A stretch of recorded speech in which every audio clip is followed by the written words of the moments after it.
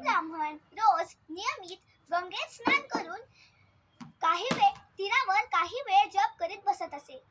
त्याला पाहून एक शेतकरी हातातील नांगर सोडून त्याच्या जवळ गेला आणि त्याला, "अहो दादा, तुम्ही हे काय करीत आहात?"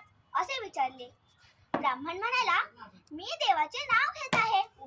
शेतकरी म्हणाला, "यापासून काय फायदा?"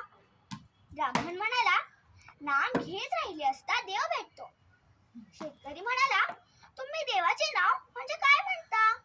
ब्राह्मण म्हणाला, "मी नारायण नारायण म्हणतो." ब्राह्मणाच्या या भाषणावर शेतकऱ्याचा भाव बसला. दुसऱ्या दिवशी शेतकरी गंगेत स्नान करून एका निवांत जागी बसून नारायण नारायण म्हणू लागला. 6 दिवस गेले. 7वा दिवस उजडला. तरीही त्याने अन्न ग्रहण केले नाही, शिवाय पाणी देखील प्यायले नाही. त्याची ही अढळ भक्ती पाहून देवाने त्यास दर्शन दिले आणि म्हणाला, "बाबा, तू ज्यासाठी धरणे धरले आहेस तो देव मी असून तुला भेटण्यासाठी आलो आहे."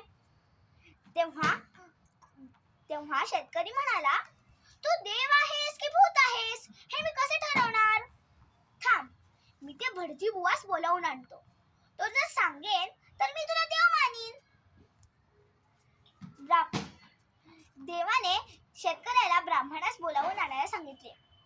शेतकरी म्हणाला, "मी जर येथून गेलो तर कदाचित तू पळून जाशील, म्हणून मी तुला बांधून ठेवणार."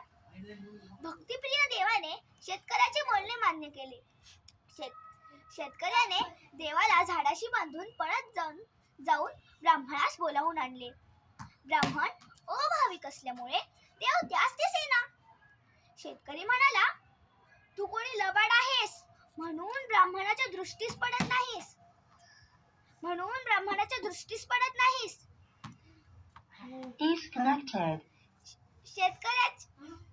शेतकऱ्याच्या भक्तिस्तव देवाने ब्राह्मणास दर्शन दिले. ब्राह्मण हाच देव असे म्हणतात. शेतकऱ्याचे हृदय हरिप्रेमाने भरून आले. त्याने देवाचे रूप डोळे भरून पाहिले. शेतकऱ्याने देवाला साष्टांग नमस्कार घातला. तोच देव अदृश्य झाला. तात्पर्य: दृढ भक्तीशिवाय अन्य साधनांनी देव भेटत नाही.